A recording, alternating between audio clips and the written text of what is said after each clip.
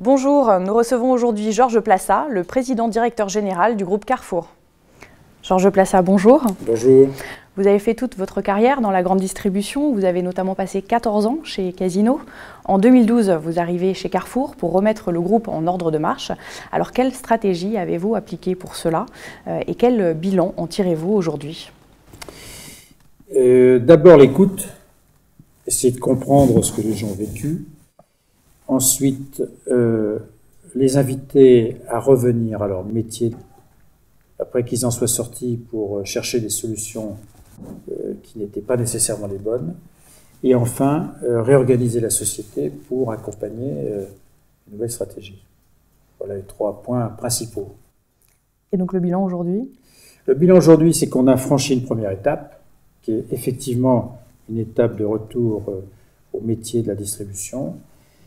Nous avons également réinvesti dans des magasins qui étaient relativement usés. Ça, c'est un plan qui va se poursuivre sur les 3 ans qui viennent.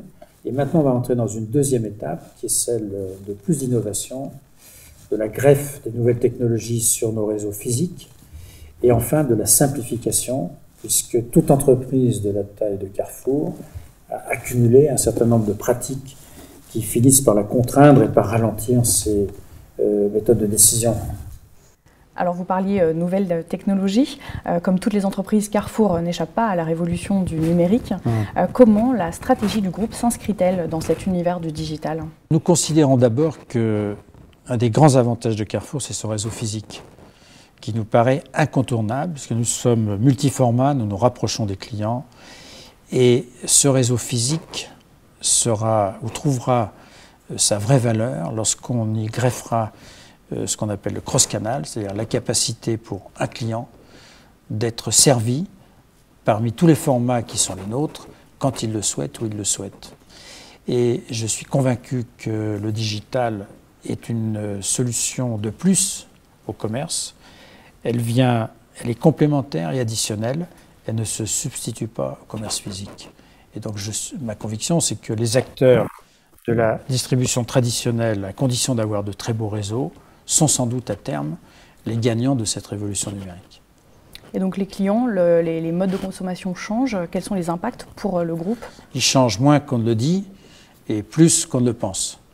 Et en réalité, à la sortie, le client gagnera quand même lui-même ce qu'il souhaite. Et nous voyons les clients toujours intéressés par les magasins, les clients qui ont envie d'être en contact avec le produit et avec notre personnel lorsqu'il se montre agréable et compétent. Et donc c'est un mixte entre le digital et le commerce physique qui va s'organiser, je le répète.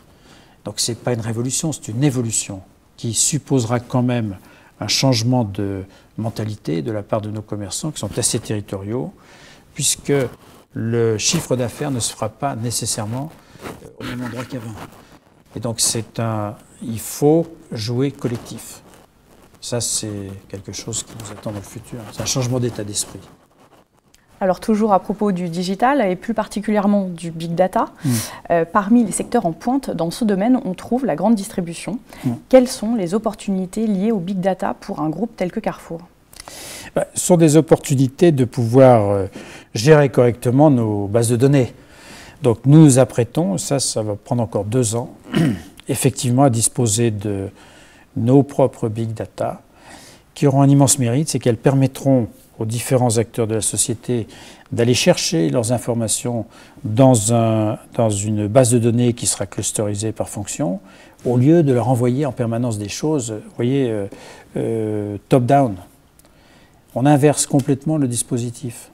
Et ces big data vont comporter des informations qui nous seront utiles pour mieux toucher nos clients et pour répondre plus à leurs envies.